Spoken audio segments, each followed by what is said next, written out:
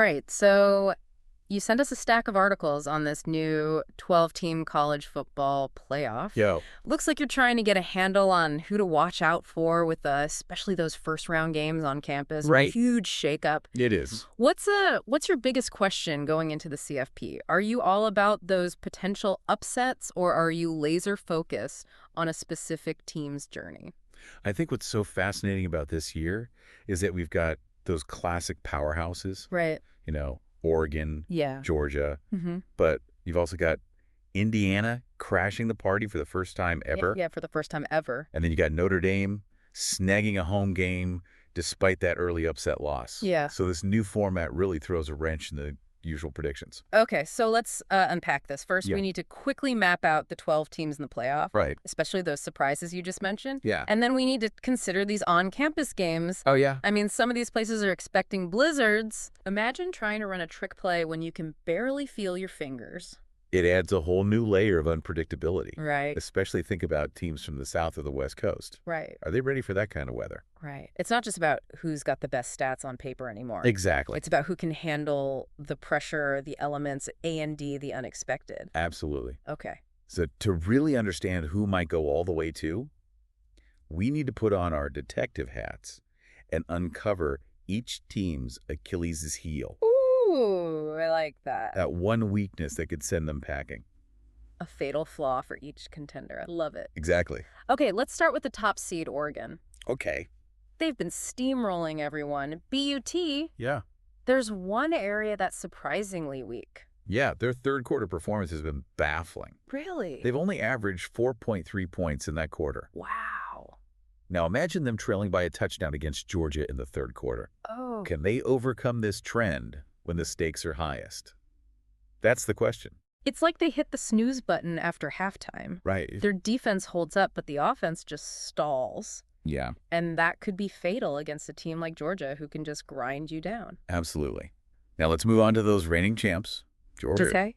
They've got a tendency for slow starts, Wait, slow starts? which is a bit concerning considering the competition in this playoff. For the reigning champs. How slow are we talking? They're actually dead last among the 12 teams in first half scoring, Really? almost a touchdown less than any other contender. Wow. That's a significant gap to overcome, especially if they come up against a team that can jump out to an early lead. That's a shocker. It is. And their history shows they struggle to recover from those slow starts. Right. Especially in high-pressure games. Yeah, They're going to need to flip that script if they want to repeat. exactly. They need to come out firing on all cylinders right from kickoff. Okay. All right. Next up, we've got Boise State at number 3. Yep. Their ground game has been unstoppable thanks to Ashton Janty. Oh, yeah. But their pass defense, that's a different story. It's a bit of a paradox. Okay. Their opponents were forced to throw the ball more often to try to keep up with Janty, Right. which inflated Boise State's passing yards allowed. Mm-hmm. So the stats might not tell the whole story. So it's not that their pass defense is inherently bad. Right. It's that they faced a very specific set of circumstances. Exactly. But if they meet a team with a truly elite quarterback who doesn't need to play catch-up, that weakness could be exposed. Precisely. It all comes down to the matchups. All right, let's talk about Arizona State at number 4. Okay. Their offense has been inconsistent, Yeah. but their real issue lies in their special teams. Oh, their field goal percentage is abysmal. Really? 52.9%. Wow. Think about how many points they've left on the table. They've only made 9 field goals all year. I know, it's rough. Can their offense consistently finish drives with touchdowns? Right. Because if not, those missed field goals could come back to haunt them. That's the big question. They're going to need to be incredibly efficient in the red zone. Now on to Texas at number 5. All right. They've got that high-octane offense, Yeah. led by a star quarterback, Mm-hmm. but their red zone efficiency is a major concern. It is. They're ranked 8th in the country in red zone attempts, Wow. but 93rd in red zone conversion percentage. So they're getting close, but they're not finishing drives, Right. and that cost them dearly in the SEC championship against Georgia. Yeah, 2 field goals in 3 red zone trips. In a tight playoff game, those missed opportunities could be fatal. Absolutely. Yeah. Now let's turn our attention to Penn State at number 6. Okay. Their offense is clicking, Yeah. but their over-reliance on tight end Tyler Warren could be a problem. Warren's their go-to guy. He is. Over 1,000 receiving yards. Yeah. While no other receiver has even hit 700. Right. What happens if someone shuts him down? It's interesting, even with teams trying to contain him, Warren still dominates. But can their other receivers step up if he's taken out of the equation? Yeah. That's the million-dollar question. Let's shift gears to Notre Dame back in the playoff after that early upset. Yeah. Their third down conversion rate seems low, but There's a twist. okay. Notre Dame rarely faces third down situations. They've actually had the fewest third down attempts in the entire FBS. Wow. Their ability to move the chains on early downs has masked this statistical anomaly. So their third down conversion rate isn't as important as it might be for other teams. Right. They're just not in those situations as often. Exactly. Now let's move on to Ohio State at number 8. Okay. They've been battling offensive line injuries all season. And a shaky offensive line can derail even the most talented offense. Absolutely. It'll be interesting to see if they've managed to solidify their protection during their time off. Absolutely. Their success hinges on that offensive line. Okay.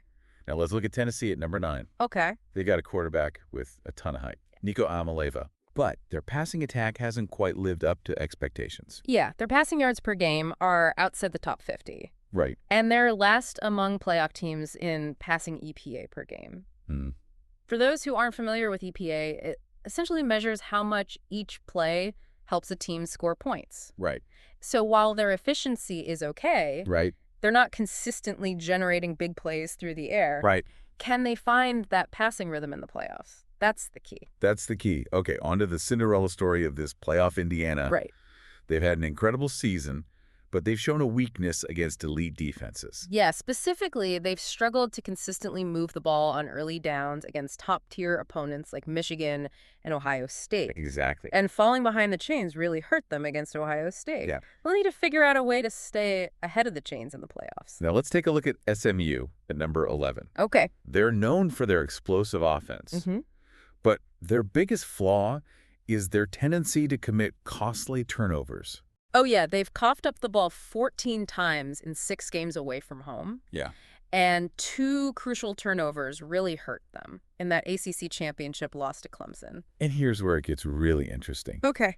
They're facing Penn State in freezing Happy Valley. Right. You mentioned those blizzards earlier. Yeah. And Happy Valley is known for its crazy crowds and unpredictable weather. Yeah. Can they protect the ball under that kind of pressure? That's a great point. I'm already nervous for them. Okay, finally, we've got Clemson at number 12. Right. A defensive powerhouse in recent years, but their run defense has been a bit suspect this season. They're allowing an average of 4.56 yards per carry, Wow. which ranks 90th in the country. Yeah. Teams with strong running games could definitely exploit this. And their first-round opponent, Texas, might just fit that bill. Yeah. Their passing game has been a bit inconsistent, Right. but they have a physical running back who could give Clemson's defense fits. It's a fascinating matchup. A team that struggles to stop the run against a team looking to establish its ground game. Okay, so we've covered all 12 teams and their potential fatal flaws. Right. Now let's dive into those expert predictions for the first-round matchups. Okay. What are they saying about Indiana facing Notre Dame in South Bend? The experts are leaning towards Notre Dame. Yeah. And it's not hard to see why. They've got that incredible defense. And as we just discussed, Indiana has struggled against tough defenses. But Indiana's offense has been explosive against weaker competition. Right. Could this be one of those classic upset scenarios? It's possible, but the experts are giving Notre Dame the edge. Okay. They're predicting a comfortable victory for the Fighting Irish. Next up, we've got SMU traveling to Happy Valley to face Penn State Yeah? in what's shaping up to be a freezing showdown. Yeah? This one's being billed as a potential shootout. It is. Both teams have the firepower to light up the scoreboard. For sure. But the experts are worried about those SMU turnovers. Yeah. Playing on the road in that environment against a tough Penn State defense. Right. It's a recipe for disaster if they can't protect the ball. Right. But let's not forget, SMU's quarterback, Kevin Jennings, Yeah. is known for his ability to escape pressure. Okay. He's incredibly elusive and can extend plays with his legs. So maybe he can negate those freezing conditions and that ferocious Penn State pass rush. It's possible. I'm really starting to see the potential for an upset here. It's definitely a possibility. Now let's shift gears to the clash of the Titans down in Austin, Okay. where Texas hosts Clemson. Okay. This was a real toss-up. Yeah, Texas's quarterback, Quinn Ewers, is still dealing with that injury, Right. which has impacted their red zone efficiency. But on the other hand, Clemson's run defense is vulnerable, Right. and Texas has a powerful running game. Yeah. This could be the key to an upset. It's like a chess match, each team trying to exploit the other's weaknesses. Absolutely. Who's going to make the right moves? This matchup is truly a coin flip. The experts are giving a slight edge to Clemson, believing their defense will generate enough pressure to disrupt Texas's offense. Okay, last but not least, we've got the defensive slugfest in Columbus. Oh, yeah. Ohio State hosts Tennessee, Yep. and the experts are predicting a low-scoring, grinded-out battle. Both teams have elite defenses. Right. And their offenses have struggled at times this season. Yeah, so it's going to come down to which defense can force a key turnover or make a game-changing play. The experts are giving Ohio State the home field advantage. Okay. But it's widely considered the most unpredictable matchup of the first round. Wow. I'm getting chills just thinking about it. Me too. So we've got high-scoring shootouts, Yeah. potential upsets, and defensive battles. All of it. What's not to love about this playoff? It's going to be an incredible weekend of football. I can't wait. Me too. Yeah. Yeah, it really is shaping up to be a wild ride. Yeah. I think what's so compelling about this new format is the element of surprise. You know, these experts, they're poring over stats, Yeah. analyzing matchups, Yeah. trying to find any little edge that could tip the scales. Yeah. But there's this underlying sense that anything could happen. It's like those old detective movies. Oh, totally. Where they pin photos and clues on a giant board, Yeah. trying to connect the dots. Mhm. But in this case, the dots are moving targets. Exactly. And then you layer on the home field advantage, Oh, yeah. the energy of the crowds, the possibility of a blizzard in Happy Valley. I know. It's exhilarating. It really is. Okay, so let's put those expert predictions under the microscope. Okay. We've got to start with Indiana at Notre Dame. All right. I know the experts are leaning towards the Irish, Right. but I'm not quite ready to count out the Hoosiers just yet. They have shown some offensive firepower, Yeah. especially against weaker opponents. Mm-hmm. The question is, can they replicate that against Notre Dame's suffocating defense? That's the million-dollar question. Right. But remember, their only loss was to Ohio State. A team that exposed their weakness on early downs. Yeah. If Notre Dame can mimic that strategy, force them into those tough third down situations, Yeah. they could really stifle Indiana's offense. You're right. That's a brilliant observation. But- It's going to be a fascinating battle of strength. Yeah. Can Indiana's offense overcome Notre Dame's defensive prowess? Yeah. I'm on the edge of my seat already. Me too.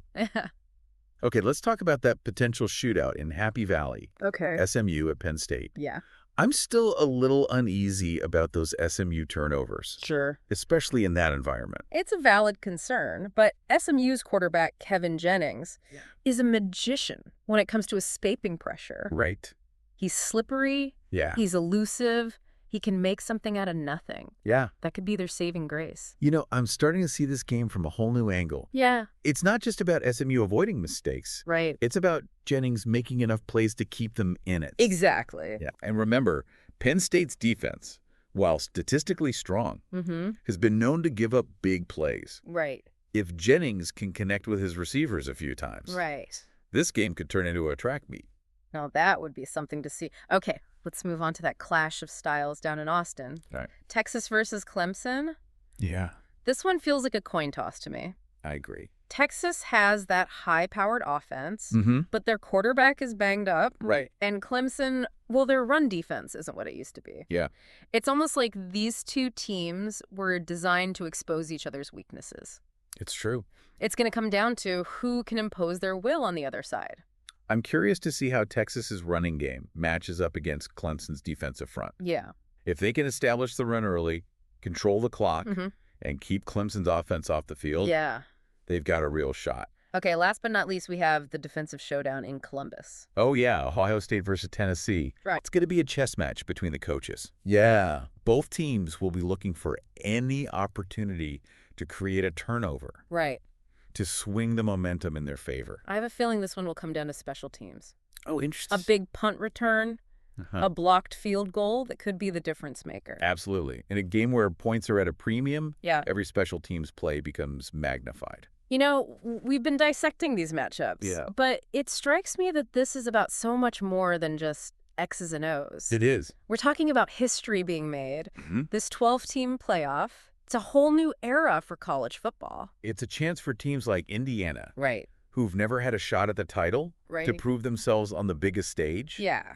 It's a chance for Cinderella stories to unfold. And it's not just about the teams. Right. Think about the fans, the energy in those stadiums. Yeah. The passion pouring out from every corner. Mm-hmm. These on-campus games, they add another layer of intensity, Cool. of drama.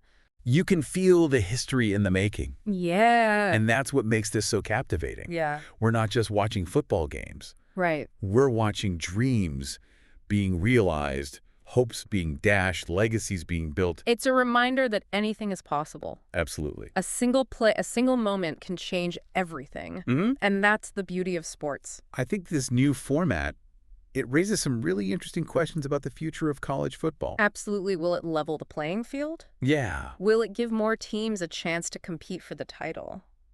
Or will it dilute the regular season? Ooh. Will it diminish the significance of conference championships? These are questions we'll be debating for years to come. I think so. But for now, let's just soak it all in. Yeah. Let's savor these matchups. Let's appreciate the stories that are unfolding before our eyes. As you continue your deep dive, I encourage you to look beyond the stats, beyond the rankings. Right. Focus on the human element. Yeah. The players, the coaches, the fans.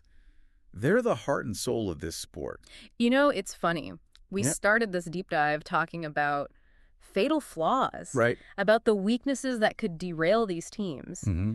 But what I'm really drawn to are the stories of resilience, of overcoming adversity. You're right. Think about a team like Indiana defying the odds to make the playoff for the first time. Yeah. Think about a player like Kevin Jennings battling through freezing conditions to lead his team to victory. Those are the stories that stay with us. Yeah. The ones that inspire us. Right. And I have a feeling we're going to see a lot more of those stories in the years to come, thanks to this new playoff format. I couldn't agree more. This is just the beginning of an incredible journey. I think so. It really opens things up, doesn't it? It does. You know what I love most about this expanded playoff? Yeah. Is that it's not just about the Blue Bloods anymore. Right. It's a chance for programs like Indiana Yeah. to write their own history. Absolutely. It injects a whole new level of excitement into the entire season. Right. Every win matters. Mm-hmm. Every game has playoff implications. Yeah, You just never know which team might sneak into that 12th spot. exactly. And speaking of sneaking in, Yeah. let's talk about some of those potential Cinderella stories brewing Okay. in these first-round matchups. Yeah. Indiana at Notre Dame Yeah. is the obvious one. Right. If the Hoosiers can overcome their struggles against tough defenses, Yeah. it would be monumental. Can you imagine the headlines? Oh my gosh. Hoosiers shock the world in South Bend? I know. It would be legendary. Right. But as we discussed, Yeah.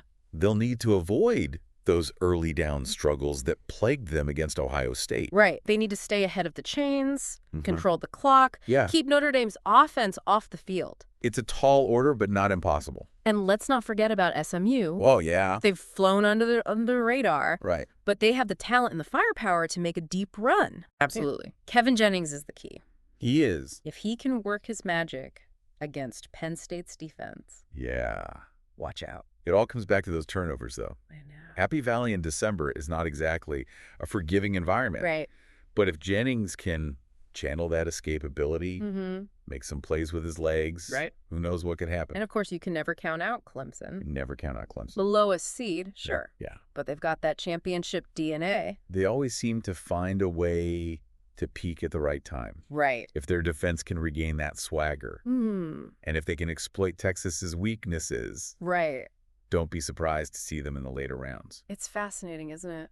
It is. Even the experts are struggling to make predictions. I know. This new format has thrown everything into chaos Yeah. in the best way possible. In the best way possible.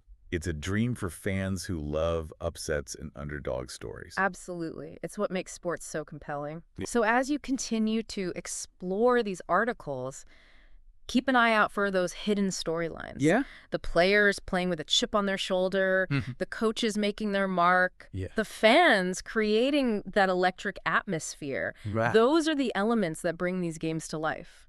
Look beyond the stats. Yeah. Beyond the rankings. Yeah. Consider the human element. Mm. The heart, the grit, the passion, those are the things that fuel these incredible moments.